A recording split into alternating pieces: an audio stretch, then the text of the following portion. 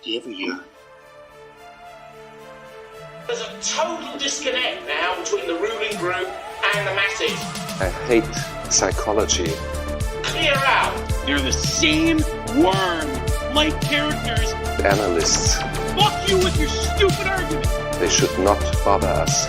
Democracy. All of this just works. Vote for the generations that are coming. Fully dynamic game engine. A millennial video essayist. Always support strength, Constant craving. and identity. I haven't yearned. They are a disease of our time. Clear them out. You're voting for what your grandfather and father fought for. I sit and yearn.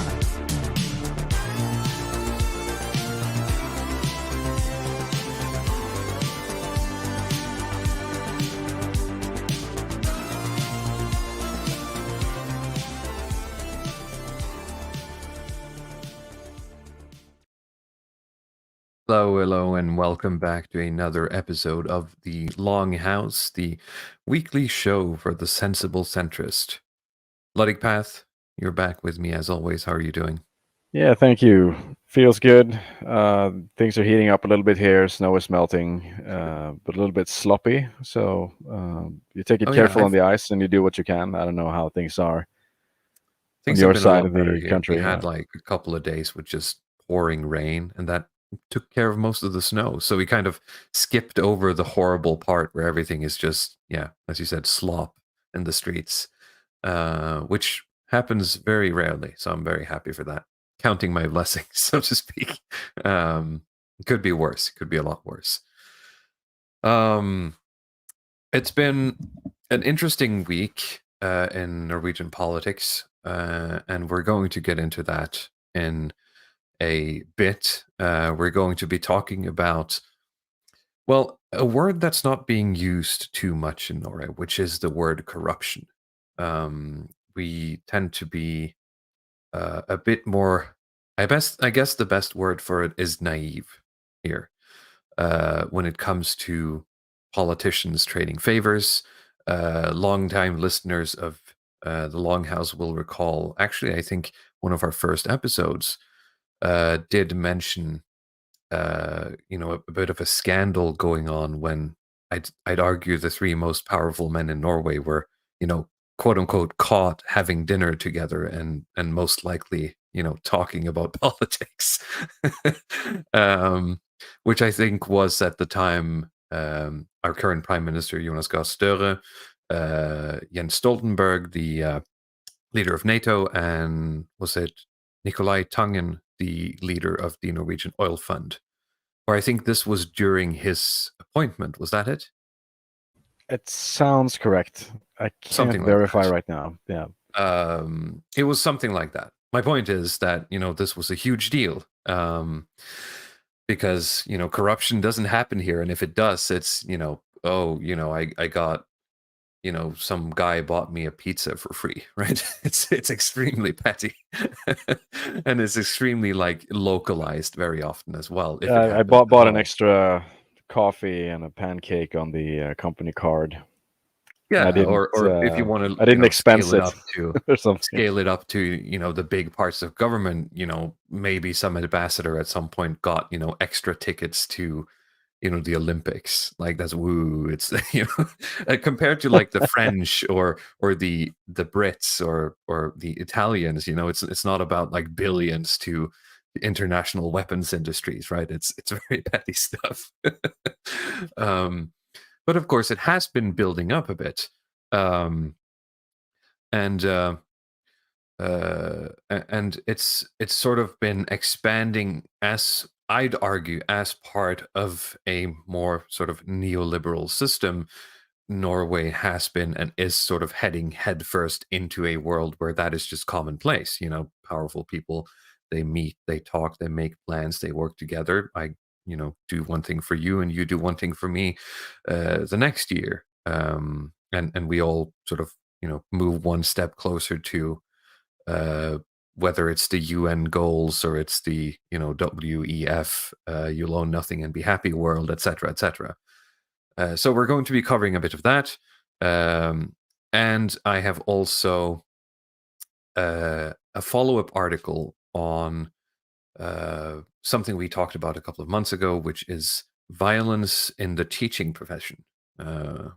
There's some new numbers that have been released. This is hot off the presses. I found this article literally, it popped up in my feed before we came online here. So I think this article is maybe like 15 minutes old or something, maybe an hour.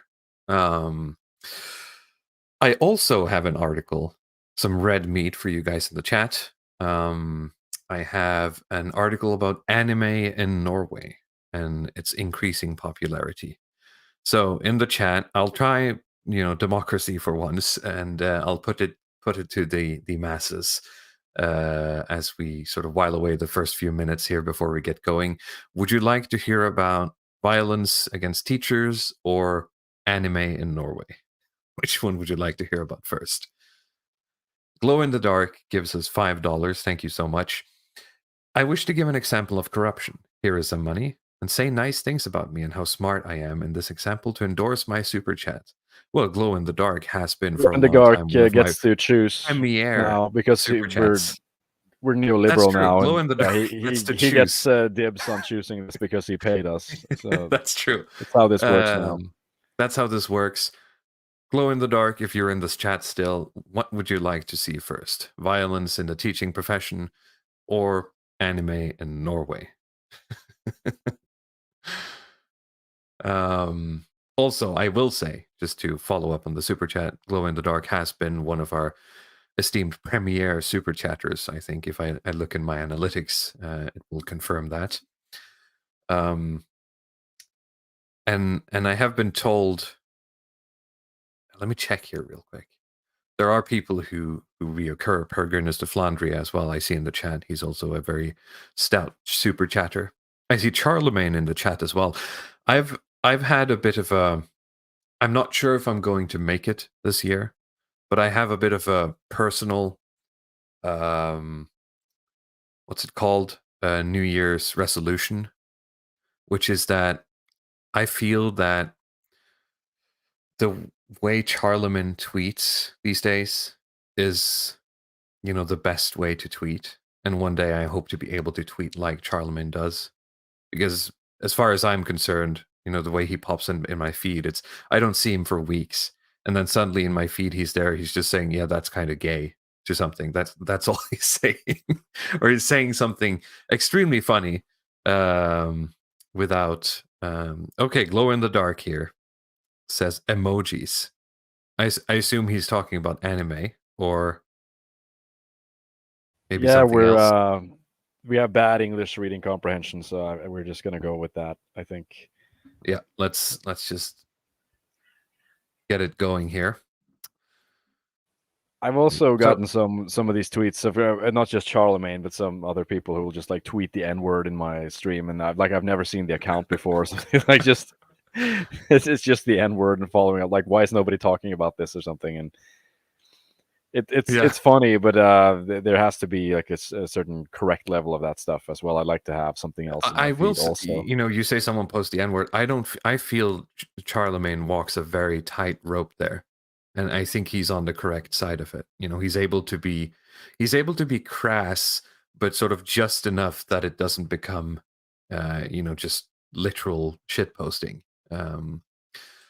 He's turned it into an art. So. Maybe one day I'll be as good as him. He has a very good Substack as well. So we published one of his pieces on Praxarchy on about women and AI girlfriends, which I do recommend. Really commenting on something that I've just sort of mentioned it on Twitter previously, but I agree with the sentiment that it's kind of like low effort women generally put into attracting men. Which I don't know, like that would be a stream on its own, I think, to go into exactly why. But it seems to be like a theme where women just put like absolutely no effort into finding men, and then they become scared that AI is going to take over the market for them or something. It's quite, it's a fascinating thing. You should check out the Substack if you have time. So this article, again, as most of our articles have been sort of churned through the Google Translate machine here, so I'm going to do my best to read along, and maybe I'll change a word here and there to sort of convey the the optimal meaning. So, before, Katrina was called weird and nerdy, but now people think it's cool. Japanese anime has gone from niche to mainstream. When Katrina and her partner, Adrian, were teenagers, they were bullied for liking anime. Yep. They called us weird, they called us emo and nerds. Now they think it's cool, Katrina laughs gently. They are part of a generation of young adults who grew up obsessed with Japanese culture and haven't let it go. For 25 years, Pokemon was what everyone was talking about when it came to anime, but recent times show that a lot has happened. Now, long-time Longhouse listeners will remember that we have done a show on anime, and I suppose my engagement with it can be described as passing. I remember watching Pokemon and what is it, Dragon Ball, when I was young, because that was some of the cartoons that were on TV. But there are some. I mean, I've had my eyes opened when we did the anime stream that there are some shows out there aimed at adults, aimed at more mature audiences that seem to be unburdened by a lot of the baggage that Western media has. But I think we're about to get into here is a whole sort of culture around it. The quote unquote nerd culture in Norway has been saturated, I think, with anime. Yeah, my first intuition when looking at this stuff is I'm guessing that this girl is millennial, right? Because she's talking about when she was in school. She's 30 years old, and she's literally just as old as me. And I assume this guy is about as old as her. Which is what makes, and we might get into this a bit later, but that makes this article very interesting for me, because this is like, reading this is like reading an alternate reality version of me, the what if version of me. The what if I I had a friend, right? We'll get into this, but actually I can read this. Anime is now so popular that it has become Katrina and Adrian's livelihood. She is an anime tattoo artist in a studio in Oslo. She's an illustrator at Neo Tokyo, a shop that sells Japanese products with anime motifs. He is the logistics manager for the same store. I had a friend who worked in not Neo Tokyo, but like a game and hobby store, like where you go and buy Warhammer stuff, right? And obviously they did a lot of anime stuff as well. And so I'd hang out there from time to time when I was, let's say, about 18 to 20. We'd play like some board games or something after he was done with his shift, something like that. They had like a game room. And these kind of women, like Katrina, not making any judgment specifically about her, but these kind of women were, around. And, they say these girls are crazy, quote unquote, and I can confirm, right? And I learned that the hard way. So what I'm saying here is that, in an alternate reality, I'd end up staying in a relationship like this or something. And, this would be me now. I'm very lucky that I'm not, because as we'll see later, I feel like there's nothing going on in their life. Well, you'd be in an Oslo apartment practicing polyamory or something. Right. That's probably what would be in store for you. I mean, just based on my experience with some of these people.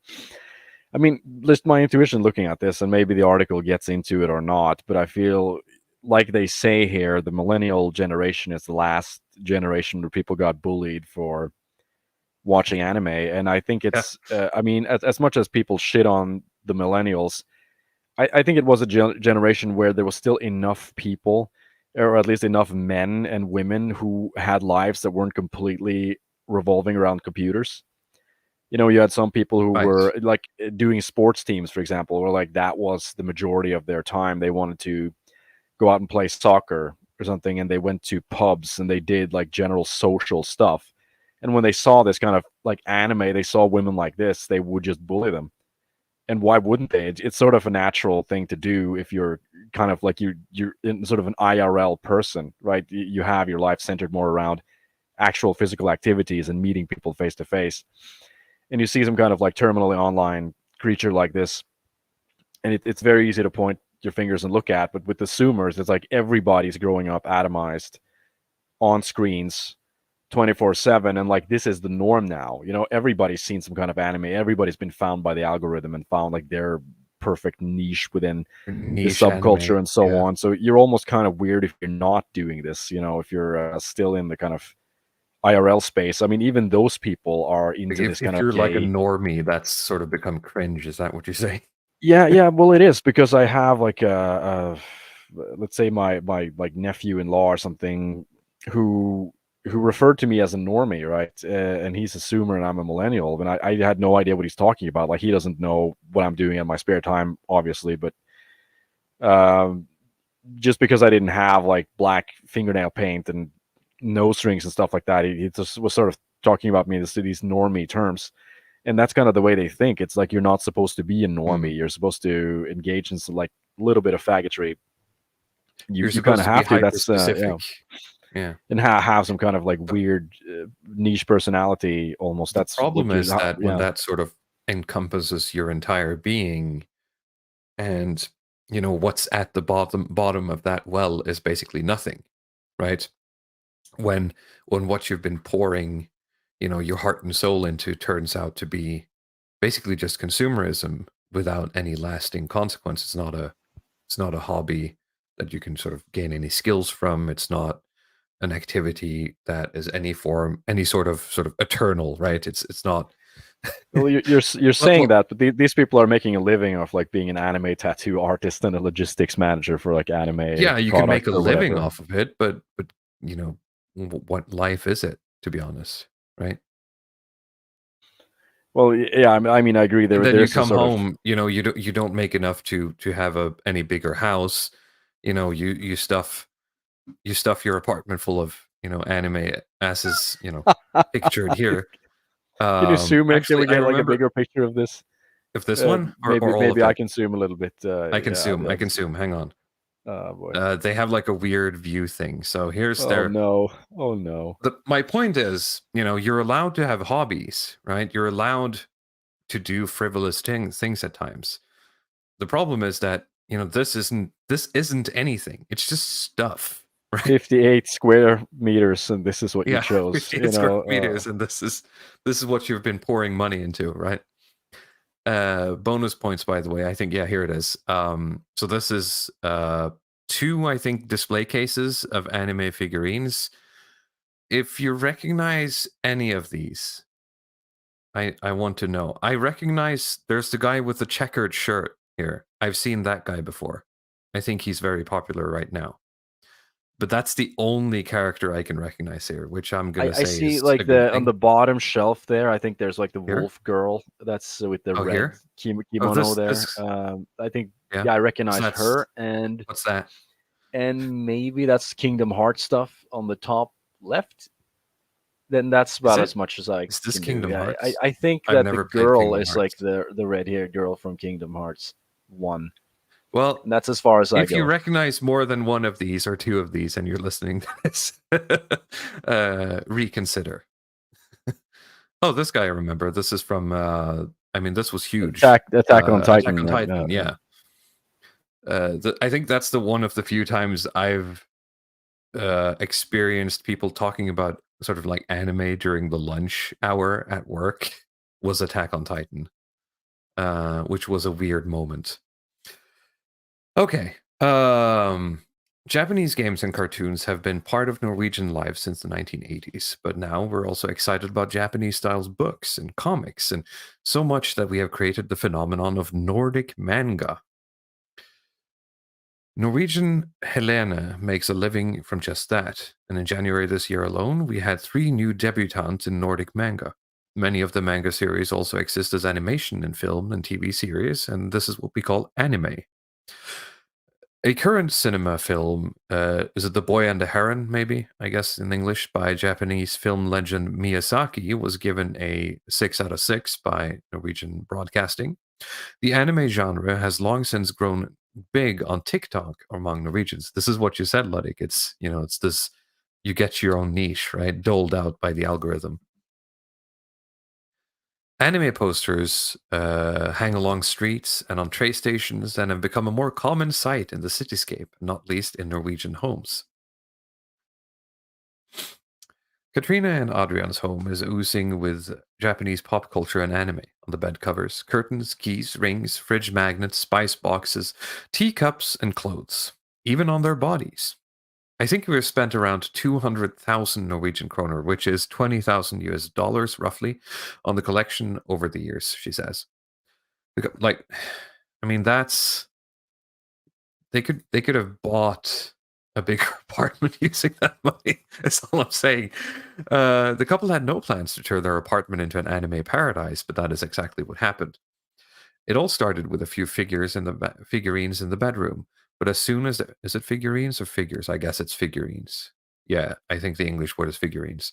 But as soon as they grew up and got a stable income, the collection grew all over the apartment. So this is sort of the millennial sort of man-child moment, right? It's wowzers, money, time to buy Funko Pops, right? Yeah, I got a stable income now. I'm gonna increase my anime. No, you're supposed to stop doing that. You stupid. Yeah, that's, Yeah, stable income. So now I can really like mess up my apartment. But what do? I mean, at one point you wake up one morning and this stuff is just gay, right? What do you do then? You just poured so much money into it. If you're like 35, right, you wake up and you're like, I'm kind of done with this, right? Yeah, What I do just you want to do go then? ice fishing or something, or yeah, I'm just tired of this aesthetic. 'Cause I mean, of course, you could resell the dolls, though. That's sort of with some. I mean, with the posters, of course, it goes nowhere. But like with these Yeah. collection things, they almost have to be viewed as assets, even though it sounds kind of weird if you're like a boomer gold bug or something. But it's not you even. can, I mean, as you said, maybe the figurines, because they put them in like a display box, right? yeah. And if you but keep the box around them, you can actually resell I mean, them it's for like not a like decent collector price. stuff, is it? Because the collector stuff, you have to keep things in like original packaging, wouldn't you? Yeah, I think so, but I still think you'd be able to sell them on eBay or some other place and get some That's money true. back. It's Well, not you like a spent complete, it's Ordanon not got it burning right. money. Yeah. While this guy was out spending it on anime figurines and posters, I've been spending on like Evola books. So it's all the same. I don't know. It's a very strange and narrow way of living, I feel. And Nordanon says as well, people like this are much rarer outside the capital. And I would agree, it's obvious in a country like ours that these things mostly pop up in Oslo, because Oslo is the closest thing we have to, London, or other countries have a lot more dense population areas where this can happen. Well, yeah, Where you have it the is student economy. towns, right? Where you Right. have concentrations of young people, which is one thing. Yeah. But I feel like Oslo is particularly like for the weird stuff. You see a lot more of that, and people who got bullied in their hometowns, they if they have any agency, they move to Oslo usually and start doing stuff like this. It's just so It's many the of them. Freedom Machine. Remember on our On Freedom episode? Oh, I think yeah. that's episode 2. It's the Freedom Machine that allows these people to basically uproot themselves and move to a different town. Even with like trannies and stuff, they're way overrepresented in Oslo. I remember walking around in Oslo and seeing like posters with like this sort of like tranny memes. Oh no, there are stuff stats like, on this. Yeah. I mean, one of the parts is, of course, because there are more clinics that can probably treat them there. I say treat in air quotes, but I remember looking into the real transfer rate. I had to look at numbers for who. What sort of areas the doctors are reporting this from, right? And the reports of people who want to undergo any sort of treatment, I'm not talking about necessarily surgery, I'm talking about just anything, it's like, it's like 5 to 1 for Oslo and like everywhere else, right? Wow. So there is data on it's not this. surprising, Like, just based on what I've seen. As the real trans rate shows, it's a tiny amount, right? but the ratio is quite huge. No, I believe it.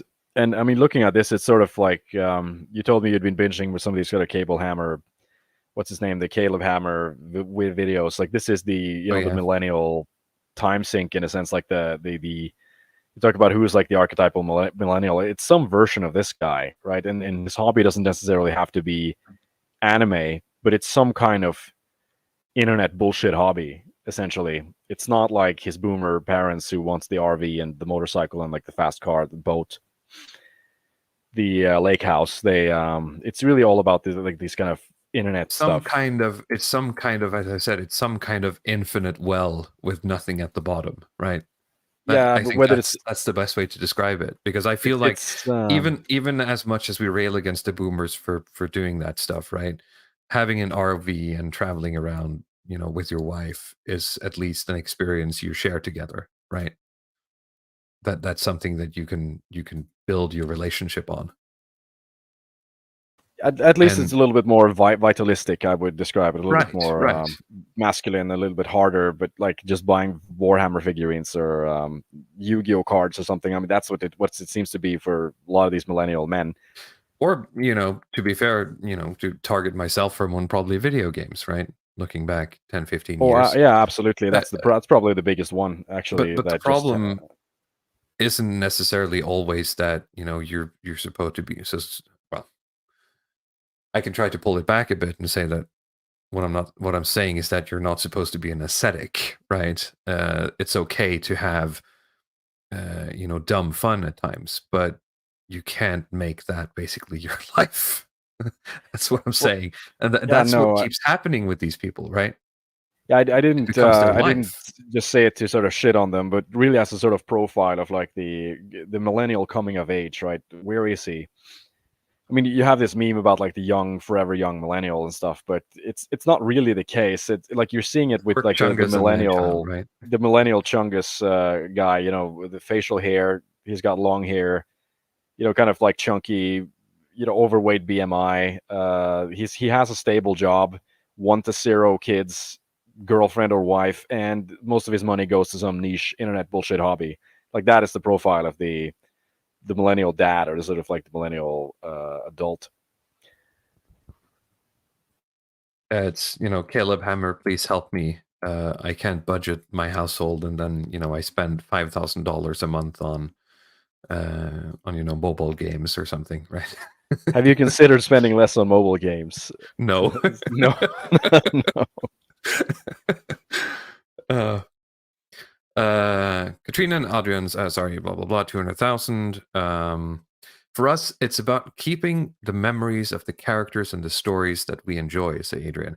Well, you could do like I really enjoy Lord of the Rings, right? I probably have an old like Blu-ray version of Lord of the Rings, and I think I have a book, right? But I don't need a little like Legolas figurine that I spent like $100 on. It's okay. They're in my head. I'm spinning the cow in real time, right? I'm recalling the memories of that story. Too much CPU use there, my dude. You don't want to have to do the mentalist stuff. You need the actual figurines to remember them, so they're always with you. What makes Norwegians more interested in anime in recent years? I think the corona pandemic inspired many people to explore new hobbies, says manga instructor Eden Mellis. She travels around the country holding manga workshops. Even outside of Oslo, the anime wave has created new meeting places and events such as HaruCon in Grimstad, SmaragdCon in Eidsvoll. In 2020, a separate manga line started at Hadeland Folkehøyskole, which is, what's that? Is that community school or something? Community colleges. Community college. I mean, it's even less serious than that. It's even less than that, yeah. It's daycare for like 18-year-olds, basically. In the capital, the shop Neo Tokyo has tripled its income in 3 years. Wow, that's a pretty good increase. What was seen as strange in the 2000s suddenly became accepted as popular, said Mellis. And this is a couple of, I guess this is examples of Nordic manga. I But suppose. that's where it is. I was going to ask if anybody had made anything or I've something. never seen this. I've No, never me seen neither. anything So like this is interesting. Yeah. The people demand anime, and major players such as people demand anime. I And major demand players such as anime. Netflix, Disney Plus, Norwegian cinemas jumped on in the ring to show them. When the film One Piece Red rolled across the cinema screen in Jesus Christ, something is going on. I'm just gonna. There's a GIF. I hate when there's GIFs in the articles. I'm just gonna delete that. When the film One Piece Red rolled across the cinema screen in 2022, Mellies experienced a packed hall for an anime film for the first time. It's absolutely incredible to see people of all ages gather. Before, anime was mostly for children, but now you could see adults filling the cinema halls. Yes, but the stories are still for children. Like But that's what sort of like confuses the me. millennial Because thing. when I tried right? to look into anime again, right, as an adult, I was like, okay, yeah, this is the stuff I remember watching as kid, kind of. But if you go and watch current top animes, it's the same level of show, right? It's the same intellectual quote unquote level. It's made for like 13-year-olds, right? Yeah, and I feel like there's a sort of spillover there that a lot of live action shows. It's weird to have to preface shows with that, but live action shows that I feel like have this kind of anime sensibility to them. Especially now, like I'm trying to watch some Netflix with my wife, and I'm just seeing more and more of that trend that I feel like this would have made more sense as an anime actually. So there's a huge spillover with this stuff everywhere. The popular anime series One Piece, which first appeared in the 1990s, blah blah blah. I'm not sure if we want to read more of this. Great enthusiasm for One Piece. Okay. Merchandise, some guy with a One Piece tattoo. It's a global phenomenon. It not only hits the mark with the art style, but it because of the themes they address. They show characters and emotions that everyone in the world recognize, such as loneliness, love, drama, friendship, and the fight for justice. Okay. I guess. I don't know if there's anything more to talk about this. I think we've spent far too much time on this already. Yeah, I'm just let's go. Sorry. impressed. I mean, as kind of like weird and dysgenic as this bunch is, they know how to organize, at least around the stuff that they like. But if you've been to these cons, you'd be surprised at the amount of effort that these people put into like dumb costumes, and like the amount of organization that they have is quite surprising, to be honest. Glow in the Dark says the French have had a comics industry that adults still read, but they don't take it as far as the American consumer. That's true. I had a lot of French. I remember in my like early teens or preteens, I had a lot of French comics that I inherited. I mean, they were translated, of course, that I inherited from my dad that I really liked. Maybe that's something to look into. I don't know. I don't know if I have to start reading comics. All right. So next up, we have the follow-up to something we talked about before Christmas, I think, which was about violence in Norwegian schools, violence against teachers specifically. So there are new figures that show a marked increase in violence against school staff. Other professions are nowhere near the same increase as teachers. Astrid, air quotes, has worked as a teacher in several schools. The challenges are the same everywhere, she says. Books are being thrown from wall to wall. Students kick her. Remember the ballad of the shin kicker? By others, she's verbally harassed. She herself calls it the everyday terror. The paper has previously written about all the deviation notices that are sent from schools to the authorities in Oslo. Over 23,000 reports of violence and threats in 6 years. New figures show that the proportion of teachers who report violence has increased ever since 2013. The increase is much clearer than for other occupations combined. As an additional check, Statistics Norway has compared the jobs particularly exposed to violence, for example, security guards, prison officers, nurses, and social workers. The findings are the same. we can state that there has been an increase in the portion of reporting violence among employees in teaching professions, writes Christina Strand-Stone in Statistics Norway. The exact change between 2019 and 2022 must be interpreted with some caution, but the 2022 figures suggest that the proportion has not decreased since 2019. And here we can see the purple line is for education, and the blue line is everything else, which then, as it said, they have included violence-prone careers, right? So security guards. So you are over twice as likely in Norway today to experience violence than a security guard if you work as a teacher, compared to 10 years ago. 10 years ago, you were just a couple of percentages more likely. Interesting. Which is maybe it's time to switch jobs. Yeah, if we want to start fighting, right? Like if you have that fight club, you just want to go out and fight some guys. Maybe, well, it would probably be kids then. So yeah, isn't that one of these questions? How many 10-year-olds do you think you could take on? Right. Yeah. How many I guess a lot of teachers get to test that theory before you had to go down. Yeah. Yeah. And here's some facts about the numbers, just so that we're clear. The question exposed to violence at work the last 12 months has been in the survey since 2009. And before this, the wording was exposed to violence or threats of violence a couple of times a month or more. So the wording is a bit more general, but it has also been in the survey from before 2013. So this increase is not reflected in that. The two questions are fairly equal, 2006 and 2009, but not identical. Let's see.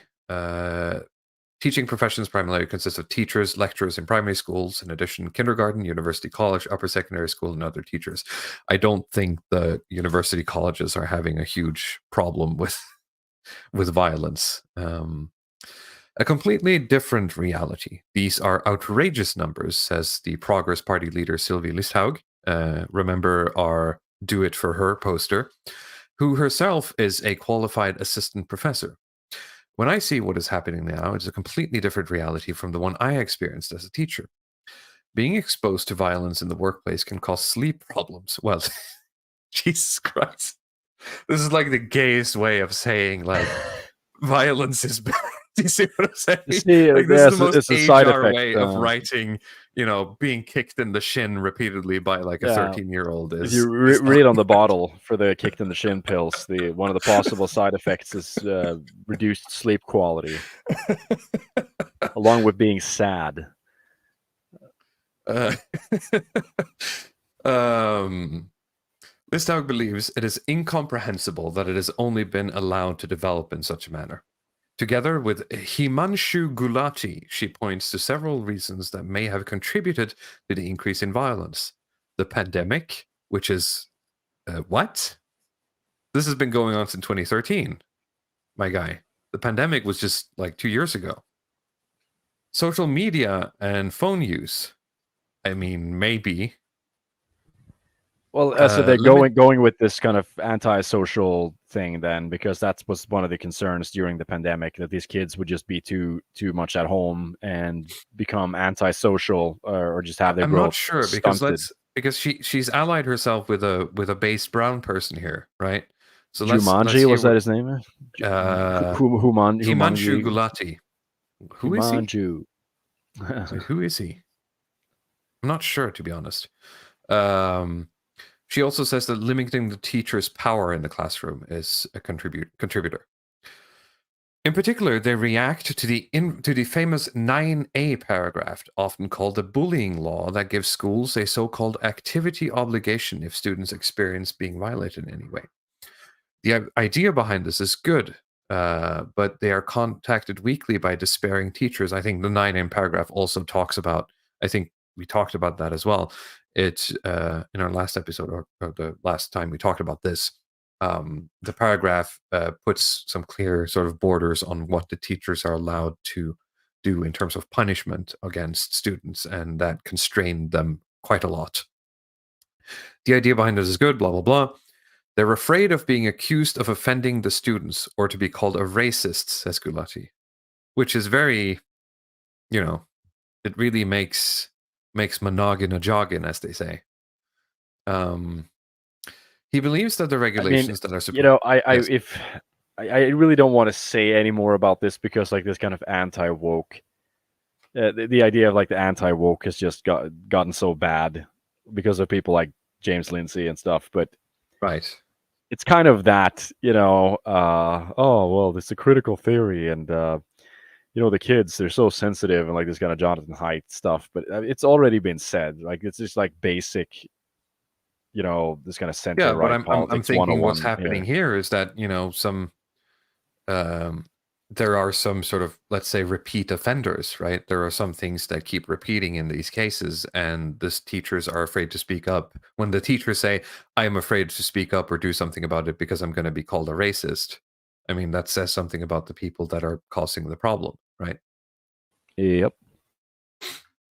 I mean, I remember this even when I was a kid. It was a sort of pressure that was put on the teachers that you had to do a little bit extra to integrate these foreign students, and particularly, I mean, if they're from places like Pakistan or some other like war-torn shithole, like they're a lot more uppity and aggressive. So I always felt like it was kind of unfair if you did get into if you did get into altercations with them, you always had to take it on yourself, like it was your fault for you because you hadn't been sensitive enough or something. But now I think it's been a lot more formalized. That wasn't always the case with when I was growing up, because there were, I mean, it was if it happened in class, but if you managed to sort of square it up or sort of like figure it out amongst yourself when you were playing, so to speak, without it reaching the teachers, then it was, standard playground rules of, you fight it out and then your mates afterwards, right? But this was with a lot more. I mean, I grew up going to school with a lot of people coming from the Balkans, right? Because of the wars going on there. So this wasn't what do they call them these days? East Asian? No, sorry, West Asians or something. And like Yugoslavian immigrants or refugees was actually big in a lot of places. Yeah, a lot of that. Which they're crazy in their own way, right? But you can build some more bridges there, I feel, than with others after a while. Okay. He believes that the regulations that are supposed to protect students stand in the way of cleaning up both violence and bullying. The party wants more than to change this section. They want also to lower the thresholds for moving students to other schools. They want to create own school programs and offers for pupils with problematic behavior. So we're going to need some more money for them programs, Ludwig. Always. Want to expand the use of Oslo's social agent project. What is the social agent project? That since 2024, primary schools in Bydel Alna of Oslo has had their own social worker that work to strengthen social competence and life skills for the students. Again, more money for them programs. Give school staff the right to information about students with a history of violence. Apparently, they don't have that right today.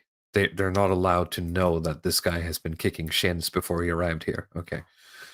The most important thing, that just leaves the kind of system where you're just kicking the potato. I mean, I didn't want to use that metaphor, but you just but that's what you just keep passing the buck constantly, and you're always trying to. It's like you're selling people a lemon or something in the used car business. You just keep trying to push the problem along, and they have to figure it out every time. Yep. Awful, absolutely awful. Of course, that has to end. The most important thing is that we do something, says Listhaug. She believes that the teacher's authority in the classroom must be restored. The teaching staff is being let down. It's simply shocking that you have to find yourself in such a situation at work. Gulati nods before adding, "We are open to all and any input, both from other parties and from other people, or from people out there, but because we do not have facts on all of this. We can't sit still and just let this happen." The Minister of Education, Kari Nessa Nortun, calls this increase an unacceptable development. Well, that's good to know. right? The schools must be a safe place both for our children and all the adults who work there. I expect school owners and schools to ensure a good and safe school and work environments, she writes in an email. Well, that fixed it. Good job. Thank you. The government will present a bill that will clarify the teacher's room for action. She continues, the proposal is expected this spring. Well, subscribe to the Longhouse here on YouTube, and we'll probably have a look at that when that comes along. Yeah, I mean, I think there's, legal things can fix some of it, but like there are like demographics is one thing. Like you talk about black people coming into the school, so there's of course foreigners, but there's also a generational thing. I feel like with millennial women coming into the workforce, that I think they're probably worse equipped to deal with violence than any prior generation before them. And you have these millennial princesses that are just used to this kind of standard feminist narrative, and then you have like Gen Alpha psychos coming into the schools. And this, the paragraph they're talking about sort of has been in effect for quite a while. And so anyone who's been, studying to become a teacher has been taught on the basis of that, right? They've not been taught how to, to basically, well, they wouldn't be taught how to do corporeal punishment, right? No, I don't think so. That's industry secret. You would have some like 70-year-old teacher who remembers a time when that was still a thing and can still sort of leverage the threat of that, right? But these people will just not have that in their toolbox at all, right? No, it's even then, you're just reversing this is going to cost, both in terms of money, but also in terms of just like social energy, cost a lot more than implementing it, right? Absolutely. And like, I don't know if we even get to touch on the corruption stuff, but it is like you linked me to that podcast where you have Eva Jolie and these people, like the corruption researcher, and like when you talk about Norway, there's within the population, whether it's corruption or it comes to like violence in schools or something, there is a lack of imagination. I think that's sort of, it comes back to me, this that way to articulate it. Like there's a lack of imagination in terms of what you can do with corruption. What ways that it's possible to be corrupt. There's a lack of imagination when it comes to the ways that people can misbehave in schools. And like there's a lack of imagination, I think, in terms of the way people think, foreign policy, political loyalties, and so on. Like we've talked about the Mosaic Society of Faith, like the Jewish community in Norway. And like there's even with that stuff, people are completely naive in terms of ethnic groups, say like, the Semites, how they think and the way that they relate to other people. There's like this complete naivete in terms of how to understand them and their motivations. So it'll be interesting to see if that changes in the future. I don't know if you have any thoughts on that. No, not beyond, I wonder how we will deal with it, because I think we mentioned this radio show that we listened to before this, in which Eva Jolie, she is former presidential candidate of the Greens in France, but she's also like Norwegian born or something like that. And I think she said it very well that, the Norwegian population has sort of like an image archive of what Norwegian political life is, or what a Norwegian politician is supposed to be, that is no longer the case, and we haven't had any opportunity to update it. A lot of the other European nations have a much more cynical view implemented in their systems in terms of keeping their politicians accountable. We don't have that because we have an older view of our politicians in the end, right? Which is, we trust them. I get that, and there's something very charming to it, and very nice. As a socially like useful. It's just that neoliberalism doesn't allow for it, right? It's a socially, useful thing. It's not, I've talked about this kind of conspiracy mindset stuff, and it's like, okay, it's good to have a healthy sense of skepticism, but you don't want a population of all Q-tards either. That's not something I'm really interested in. It's a little bit too much imagination. That's on the other end of the. For another $5. Sorry. Yeah. What did you say? So you can just read his super chat. Okay. I'll get back on track. Another $5 says, corruption example number 2782A. We could solve this normally or with less time and energy, but if we don't do it normally, we could create a new bureaucracy. Yes. We need some more social workers in the schools. Yeah, That's the more programs, of course. I mean, that is also a sort of imagination thing. But like my question is with this imaginary, I mean, the imagination around corruption and stuff. I'm wondering, like, if because Norwegians are watching international media, they're on Netflix and this kind of stuff, and if they're watching shows like House of Cards with Kevin Spacey, or they're watching what is that show Billions, or lot of shows that involve political corruption or intrigue. I mean, some of those ideas must have spilled over, right? I mean, I think it's one of those weird, like, cognitive dissonances where you kind of like, you watch that show, right? And then your brain kind of goes, ooh, that's crazy. I'm glad that doesn't happen here, right? Meanwhile, you get shocked that people are having conversations with each other, over dinner. And they're also, especially in a nation like Norway where, we're 5 million people, right? It's very hard not to know someone, especially when you get into the upper echelons, right? You most likely went to school with a guy that's now, the director of the foreign ministry or something, and you're now a billionaire, right? Yeah, and I get this kind of stuff. Like, we've talked about the cathedral, and that's been like a dissident right point, and you become more imaginative in terms of how these people communicate and how these systems work. But at the same time, there's another part of me that's kind of resistant to, like, you have some of these more, what do you call them, the whistleblowers, and these types who are just constantly yelling about corruption in Norway. You talked about like Kent Andersen and some of these other people, and like there's a certain degree that you can't really prevent things from staying within families or staying within certain social communities, and I also don't really want that. I'm not really interested in pure meritocracies, to be honest. No, I would agree. And I was going to say my second part of that story is that, and that's just how it, usually works. You could argue that, feudalism is a way to leverage this through violence, right? This is just a fact of human society to a certain extent. The problem is that their interest has shifted from, well, us to international corporations, essentially.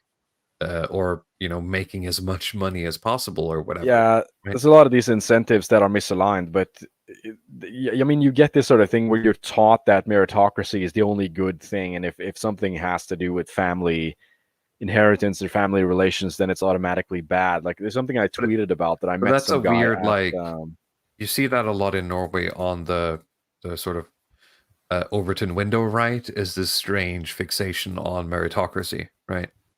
Yeah, I mean, I tweeted about this for a long time ago, that I talked to some guy in a sauna who was telling, like, he's an immigrant, right? And he was telling me that he was going to vote for the Reds because his wife had died in the hospital or something, and the Reds had convinced him that this was because the doctor profession mostly goes from father to son in Norway, like, not officially. But if you look at the people who actually become doctors and who are able to complete these educations, it's like the sons of doctors and the daughters of doctors. Yeah. Who also become doctors. And like, this is the reason that Norway is like, the medical system sucks, because it functions like a dynasty or like a guild or something. But like, that stuff is good. That's exactly what you want. You don't want this kind of pure meritocracy stuff, because that's when you get to like the true neoliberal vision, in a sense. Like, there's no room for loyalty in a meritocracy. There was an article on Praxarchy. I wish I remember the author there, but he put it very succinctly that, I mean, if you're going to run like a purely meritocratic system, there's absolutely no room for loyalty. And like, you have people complaining that the Norwegian billionaires are moving to Switzerland and they're going to the Bahamas and all these sort of tax havens, but why wouldn't they? If they can get a better deal somewhere else, if they feel like, I meritocratically got myself to the top of the system, why should I stay here if I can get something better elsewhere? If there's no like blood ties or cultural ties or something that's keeping you here, even though like maybe you're not the best, or you could get a better deal somewhere else, there has to be some other glue that keeps things stable over time. That's the high trust, right? But that's also, in a sense, a currency that you can spend, right? Over time. It can be eroded, right? So I mean, the high trust is, of course, it is synonymous with this kind of liberal thing that you can just sort of assume that things are going to work, or that you can get a transaction and you're not going to be ripped off and stuff like that. It's the meme, it's the Twitter meme of what's his name, the advertisement guy. saying, X, but for 110 IQ Anglos, right? Don Draper. Don Yeah, Draper, that's his name. Yeah. So I mean, there is a kind of liberal meritocratic angle to high trust, where it's like, okay, you can assume that the system will assure of that, but you also need people who will actually respect it consistently. So it's a little bit of both, but it's very hard to have like super high trust if it's just like if there's too many brown people over too long of a time, I think. Chris Luno sends us 500. I think that is Serbian. Is it dinars or dollars? Let me check. What is RSD? Serbian dinar. Yeah, that makes more sense than dollars. I just had to make sure. Thank you so much, Chris Luno. I was on a vacation in Oslo last week, and I met someone in a bar who was a radical communist. Why are all the IT developers in Oslo communists? Well, part of it is because a lot of the big state actors in terms of IT are located in Oslo, so you have a lot of overlap in that sense. Oslo in general also leads generally more left than literally the rest of the country.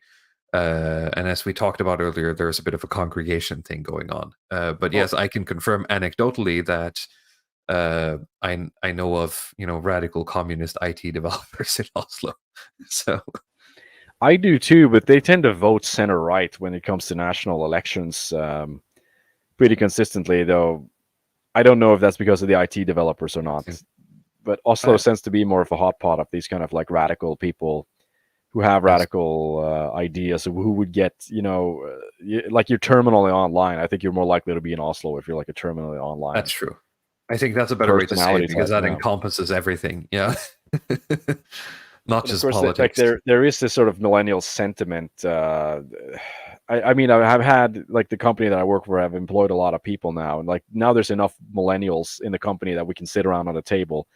I didn't think this would matter that much because for a very long time I was like the only millennial in the company. It was just boomers and like boomer senior developers and salespeople, and then there's like because I work mostly with boomers and Gen X people. There's like one or two, but mostly that. And so would you say it's worse than having a chat with the Gen Xers and the boomers?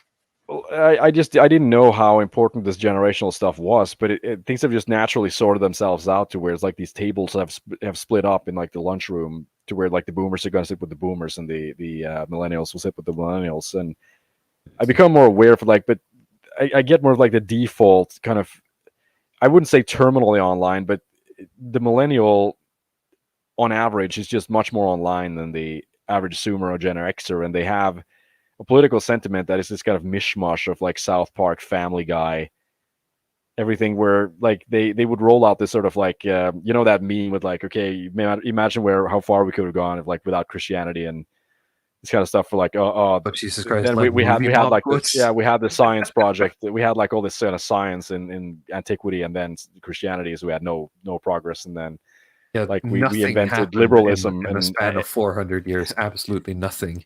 We invented liberalism and LGBTQ stuff, and then like the science just like goes through the roof. So I've heard them try off until we started sucking dicks. Yeah, pull this kind of Reddit stuff where that's just a lot more common among millennials. Something that they just pick up through the zeitgeist of the. It's like this amalgamation of all the shows that they're watching. But yeah, I think that's if you're talking about like Norwegian IT developer commies or whatever, that it's something like that. But maybe like the people the Serb was talking to were like actually avowed, Reds or something. I know of at least one IT developer in Oslo who is like a hardcore communist, not just like a champagne socialist as they call it. Chris Luno again for 500 dinars says, why are millennials in the West becoming more left-wing as they get older? I wasn't aware this was a thing. I mean, you could assume, but generally the meme goes that you become more right-wing as you get older.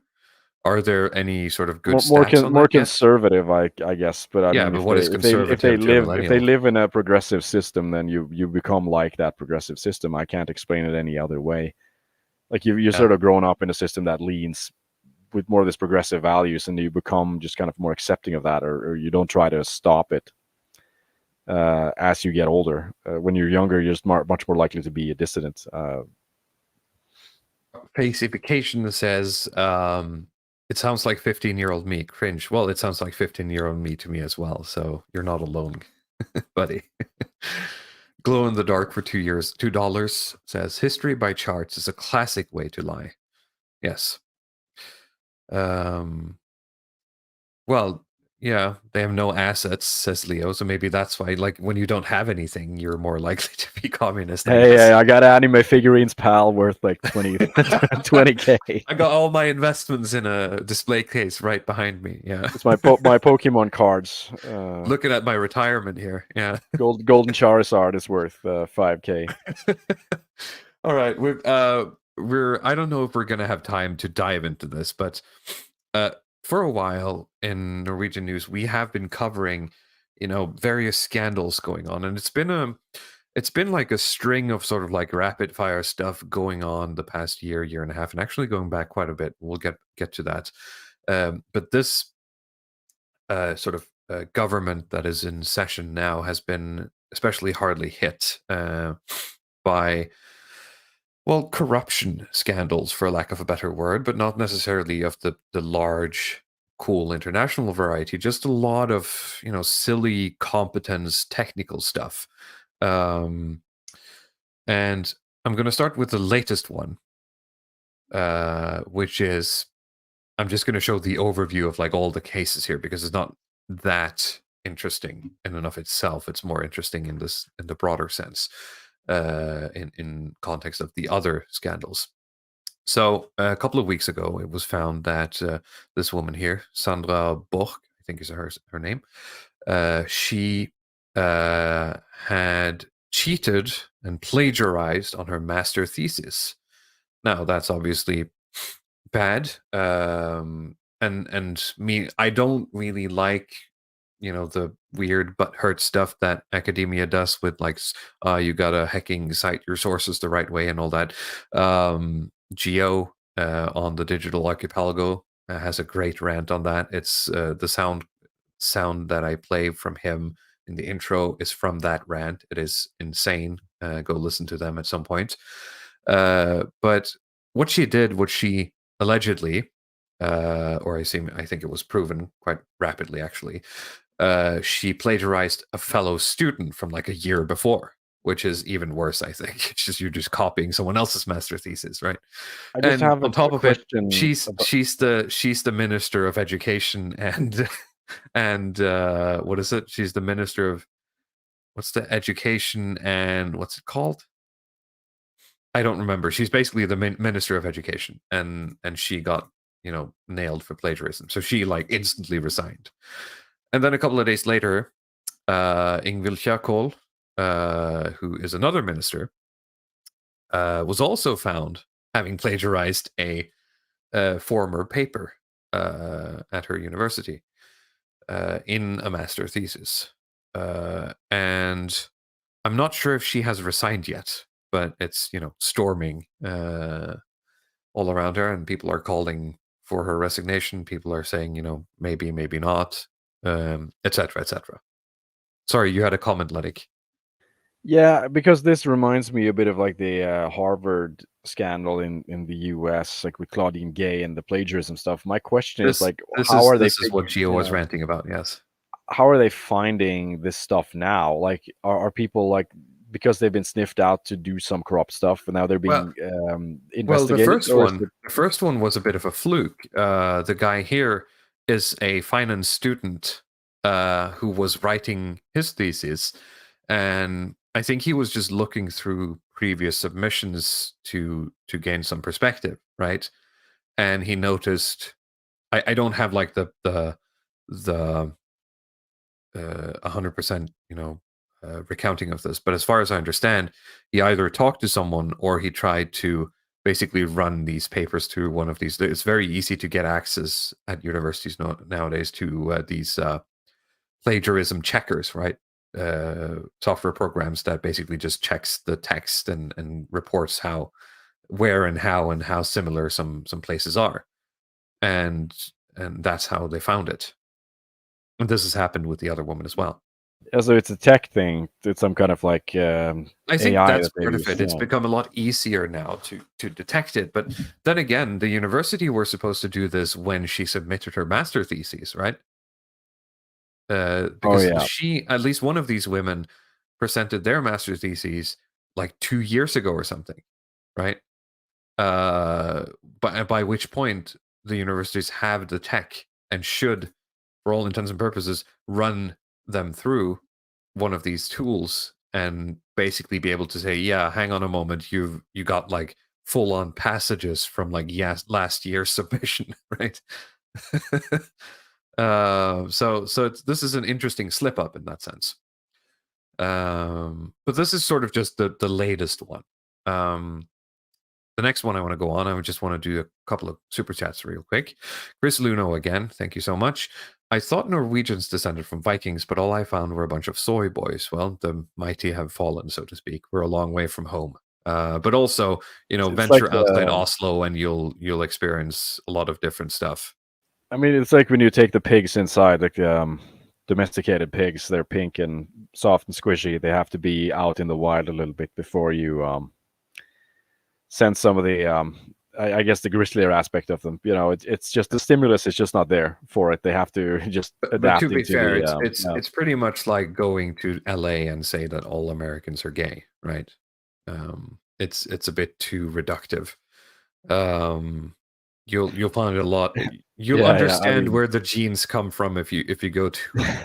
but to be go a bit honest, more if you're a Serb, you're just going to be disappointed anyway. There's like That's true. you're not going to find You won't find anyone who's like no, harder you or won't find a crazier than savior you are. here. Yeah, no, that's I'm true. just sorry to disappoint.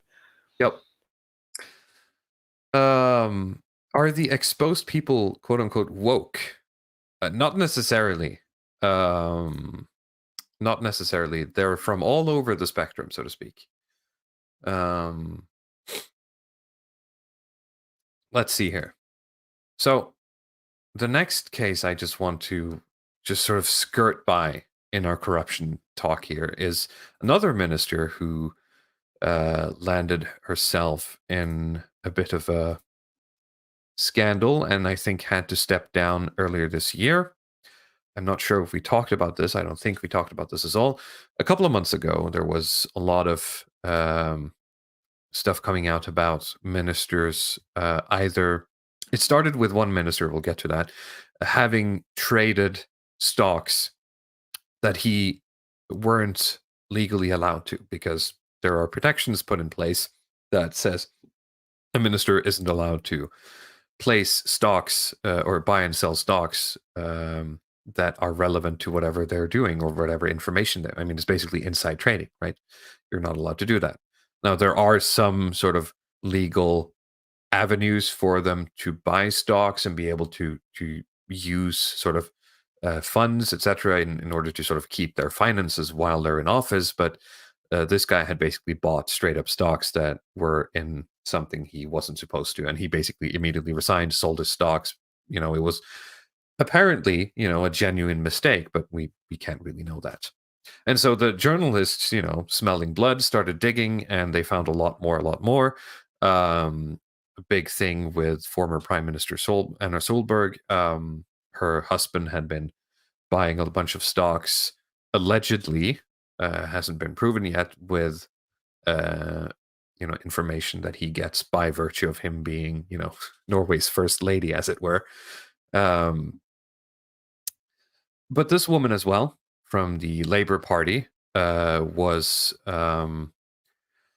her husband was also buying stocks that he could have bought on basis of insider information, and there were some stuff about her making decisions that impacted companies where she had like friends on the board, I think, or appointing people that she knew for things, and in the end she had to go. Now, what happens when you resign as foreign minister is that you stay on as a politician. I think the Brits call it an MP. You keep your mandate, right? So she's still at the parliament. She's still doing her sort of day-to-day job as a politician. She's still in the system. She's just not foreign minister anymore. that is someone else. The thing that's happened now is that she's been sort of tapped informally as the new ambassador to the United States. And this is sort of, she wants it as one of it, but I'm getting the feeling of the thing. I don't have time to sort of dig deep into the article, but I'm getting the feeling of the way this is written is that she's sort of been tapped as, okay, you did foreign minister. If we can make you ambassador, that's a long-term position, right? Because that's sort of how government works these days. That's how the neoliberal system work. You work 5 years in the private sector, work your way up to some sort of management position.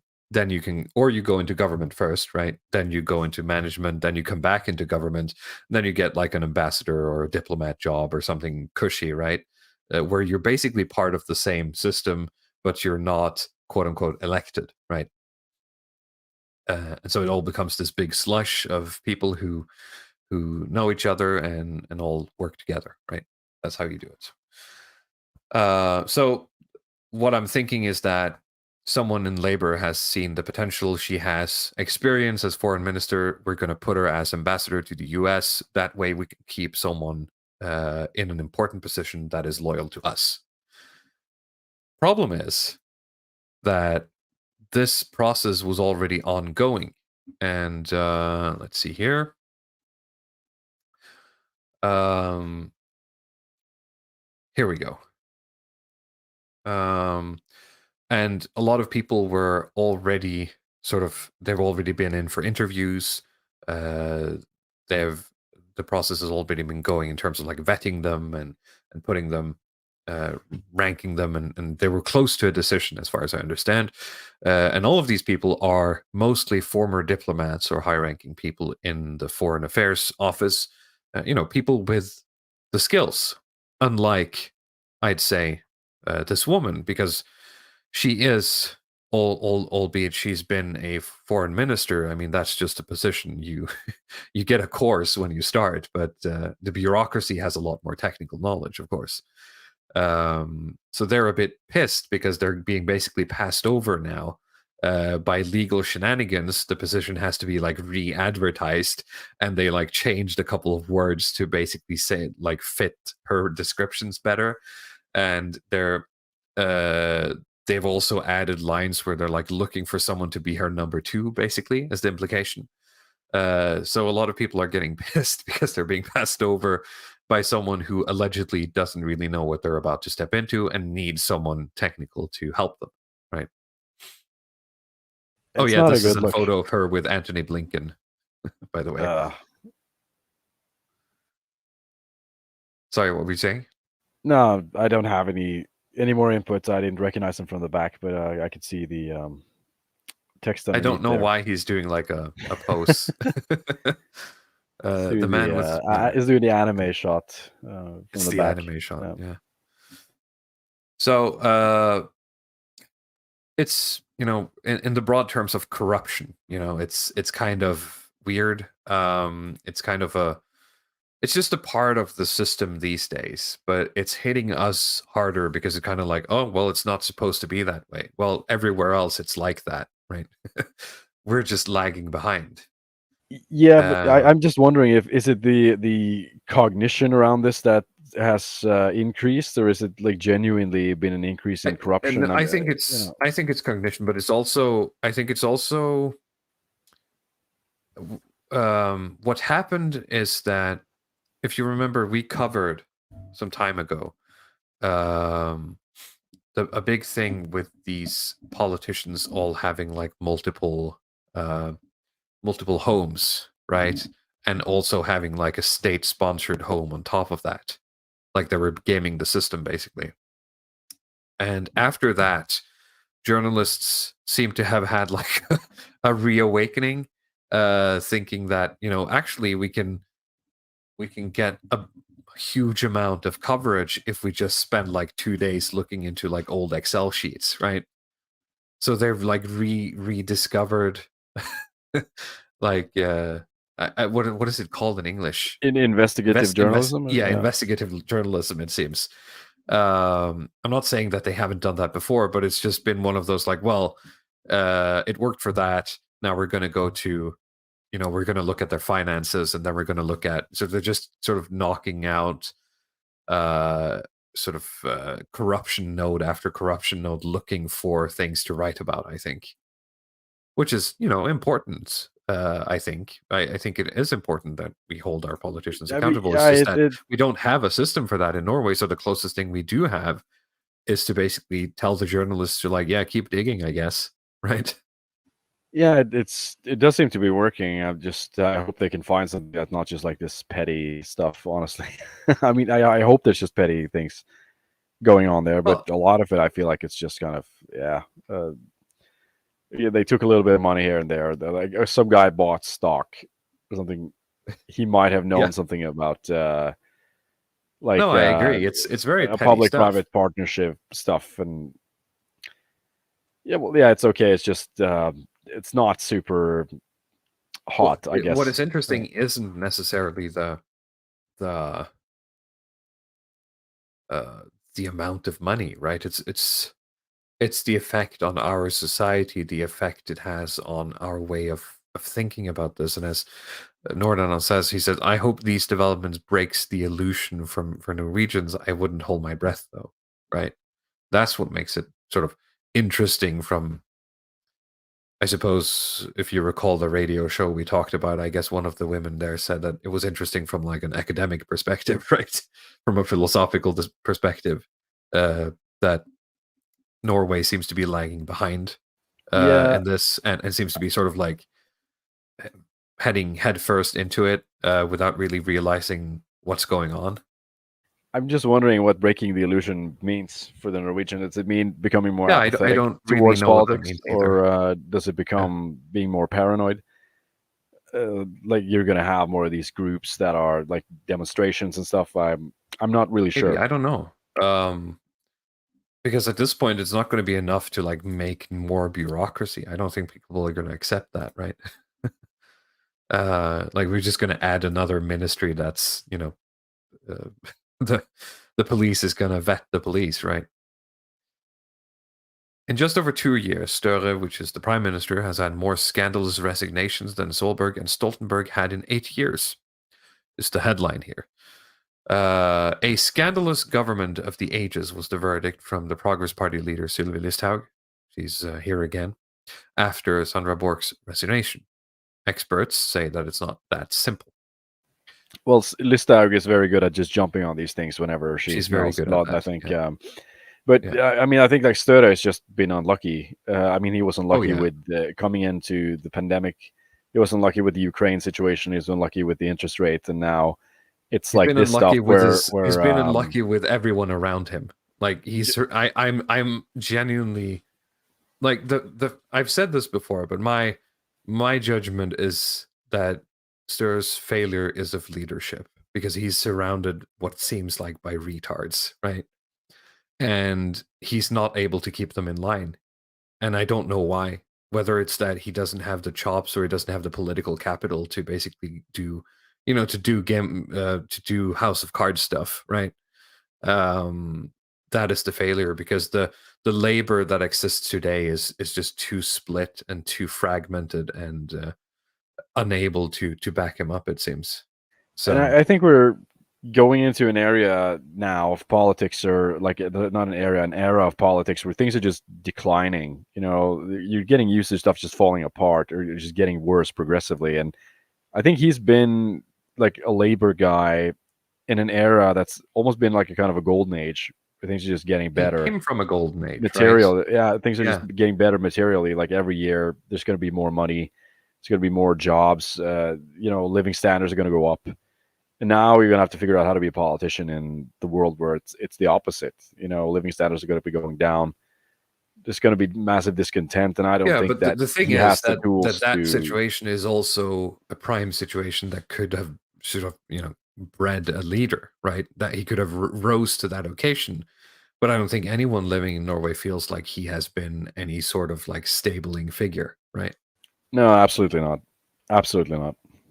And I'm sure that we can meme about someone like the previous prime minister. Here we got them both. I love these pictures of them next to each other. It's so great. So this is the current prime minister. This is the previous one. She was able to command, if a bit, feminine and motherly, a sort of leadership presence. And as a man, I think Sture stands potentially to be an even bigger figure than that, but he has just failed straight up. Also, by the way, if these two were to fight, who would win? I think if she gets him on the ground, he's done for, right? Yeah, he taps immediately, right? He's probably very frail and old. His knees are bad, so. Let's see here. She has the center of gravity of a sumo wrestler, right? Let's go back to. But the thing is, as you said, he's entered in a decline phase, because what this article goes into saying, and I'll keep reading, is that this has actually been going on for a bit. So this Friday, the Minister of Research and Higher Education, we talked about, she was stepping down. Health Minister, a couple of days after. Let's see here. So they talked to a professor saying that, well, this is bad, but it's also been going on for a while. So here's a brief review. And some of these things we have talked about on Longhouse. So in March 2022, Hadia Tajik of Labor had to resign as Minister of Labor due to her basically, earning money on a state-backed house that she owned. A month later, the Minister of Defense had to resign because of an old Me Too case. Summer 2023, Minister of Culture had to leave because of a breach in the government's ethics rules. Minister of Research and Higher Education, a bit after, had broken government's rules for impartiality and share purchases. This is the one I talked about that kicked off the whole spouses buying shares thing. And this is the foreign minister who now wants to become the ambassador to America because of her husband's activity in the stock market. I think there were other things as well, but I think it was like all in all, you have to resign. On the same day, Municipal Minister Sigbjørn Gjelsvik from the Centre Party also resigned. He was in the media spotlight after it became known that he had kissed an employee at the ministry's summer party. Clutching for my pearls right now. This is By unacceptable. the way, the problem is that this happens all the time. He just got caught.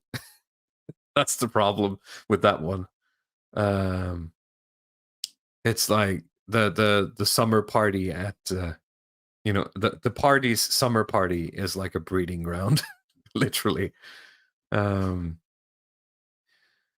it any better before? And he says that this has been going on for a while, and let's talk about the previous government, which Listhaug was a part of. He says Listhaug passes a harsh judgment on Stur's government, for her own departure as Minister of Justice was not so glorious either. She was one of 7 justice ministers in Solberg's government, and she resigned from the post in 2018 after massive criticism and a notice of no confidence. Now, to be fair, Listhaug resigned because she, excuse me, I think she posted stuff on Facebook. Like she posted a bit too close to the sun. She posted some spicy stuff. It wasn't because she was like corrupt in that sense. She was just. Yeah, she posted something about migrants coming across, to Lampedusa, etc. Or she commented or something, and it was a bit too spicy. Little off-brand, as they say. I don't get what the deal is because I'm pretty edgy myself, but apparently it was too much for the time. Too much for the time. In the same government, Per Sandberg from the Progress Party resigned from his role as Minister of Fisheries the same year. He resigned because he brought his phone, which is like his state phone, on a trip to Iran. So he got like slammed by securities for that. I think also there's some stuff about him dating like a former Iranian intelligence woman. Am I correct on that? The FRP guy? Yeah. Oh yeah. Well, she was way too good looking for him. I think That I was would the not thing be, as would well. not have Yeah, been surprised maybe it was if just she a was joke that intelligent. she was a spy. Yeah. I don't know. Can we bring up a photo of him, like for the international audience? Norwegians already know, but just so you know what I'm talking about. Let's see if we can. You can get some guesses from the chat if this is if his girlfriend is a Fed or not. So he's divorced, right? But he has a new girlfriend. Let me see if I can find her. Here we go. So here's some photos. I'm gonna bring the. Oh, sorry, it's being weird. I need to Here we go. Here we got photos of him and his new girlfriend. That's a better one. So he's obviously on the left, his new girlfriend on the right. Yeah, he looks good in these photos. He does look good in these photos, but I mean, because there's an age gap here, and yeah, Fubar hitting us with the wood. That's good. It's good to know. But yes, you can see that that people were like skeptical about him, like being basically newly divorced, landing someone like that, and then going to Iran, bringing his bringing state information in his pocket. Yeah, I mean, Iran is that the usual place you go if you're like a newly divorced man to pick up women? Thailand, I know, is pretty popular. People go to Latin America or something, Brazil. Divorced, but if you're a newly divorced minister with connections, I guess. Yeah, Iran. I'm not saying that you have like the big money, but you have enough, right? I have no idea how his personal fortune, how much money he actually has. I remember he became part of the Libertarians at some point. I don't know if he's still around there. Okay, so anyway, crypto fortune or something. Yeah, right. Another Progress Party member then had to resign from Minister of Justice. Why? Oh, right, because his partner was accused of setting fire to someone's car. And then there was like a fabrication or something of it happening. And the Minister of Fisheries back then also had to resign because of corruption just before the election. And this is what kicked off the like state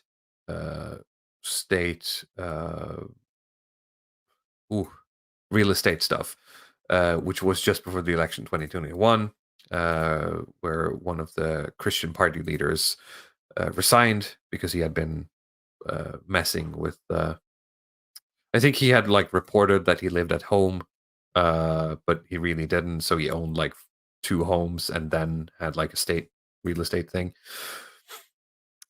So my point is, this has been going on for a while, but it's sort of kicked into overdrive now. And as you said, Ludwig, it's not been easy for the current government getting into the reins, but they're not really making it any better for themselves.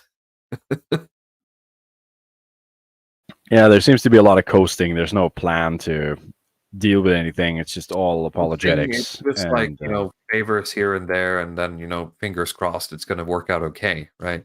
So it's, I know it's like we discuss corruption as like the title of this, but and it's the meme of like the corruption is very minimal, but it's all of these like tiny little things that are slowly seeping or have been slowly seeping into the regular politics of our nation, and now it's basically just the pressure cooker is reaching the boiling point and it's about to blow, right? A bit. Is it about to blow, or is it just get worse over time? Well, maybe it's just seeping out a bit. That's the thing. The pressure is building up so much, it's starting, like the cracks are starting to show, I guess is what I'm trying to say. Yeah, at least there's a visible decline that people can point to. It's not just vague, a feeling or something. It's an actual, it's a concrete reality. Salad Fork says, fun fact, Canadian military members were not allowed to be sent to the embassy in Russia if they were unmarried because of fear of honeypot operations. Interesting. I'm sure that's true for a lot of military officers, don't you think? Yeah, I mean, it makes a lot of sense to do it that way. I don't know if they still have that. Military recruitment is hard enough as it is. You have to just take you have to just take anybody. Yeah, they're right. You These can days, go to yeah. Russia and fuck bitches. Is that what they put on the You can't recruitment choose. So we'll posters now? take anybody. You know, you're totally desperate. You could. Just reduce my taxes, he says. How is that so hard? Well, we talked about it. They need more money for them programs, my friend. They How need else more are we going to social stop workers in violence the against school. teachers? I mean, if we Yeah. don't get more of the How else are youth houses or Shit something. kicker. He's just out there kicking shins. There's nothing we can do. We need more social workers, more wranglers, right? Yeah, every kroner you're holding back, there's another shin getting kicked. So think about that next time. Yeah, think before you comment. All right. I think on that note, we've been going for an hour and a half. It's time to end the Longhouse for this week. Thank you so much for watching. Luddic Path, is there anything you want to shill before we head out? Just keep reading Praxarchy, folks. That's it. And yeah, have a good night. Will we ever see a return to Luddic Path memes? Will the Nordic pagan cringe return? Yeah, well, maybe one day I wake up and it's like, okay, I'm just going to go back to I saw making some the people memes. in the comments as we were talking here. Someone was like, "What? When is Luddic gonna start posting memes again? I miss it," or something like that. Yeah, I need to go in a retreat and just retire a little bit, and yeah, we'll be back. I have a schedule of maybe 2 years, and then buy I'll a make lodge maybe like one. AA did. You can use it too. You can use it to post memes. Yeah, I think I'm going to come back and just crowdfund my memes now. You know what we So should do? we We should should start crowdfund it, start a and then Patreon, and we I can need. split buying a lodge. You and I. I have a then we goal can of I need retreat like to it. 100K to make a meme. It's a very good one, but I'm just going to set up a Patreon and Kickstarter. please, yeah, do the Kickstarter and crowdfund the memes, and yeah, I'll send some T-shirt or something if you donate more than $20. That's a good idea, actually. I'll keep you posted on that. Pretty good. All right. Thank you everyone for watching. You can reach me if you want on Twitter. I shitpost mostly on Twitter, and there's also links to our Element chat in the channel where you can find us and other people who frequent these streams. Also, of course, when we do meme review, the Element channel is where we pull the memes from, or if we do something like the Christmas call-in show, that's where the link is posted. So if you're interested in that kind of things, that kind of stuff, you can check us out there. Okay, I forgot last time, and I'm so sorry. I forgot to play the outro clip, which I made. And I severely disappointed our guest, Jay Burton. So I have made doubly sure that today we're going to be playing the outro clip. So thank you for watching. We'll be back next week. And until then, have a good weekend.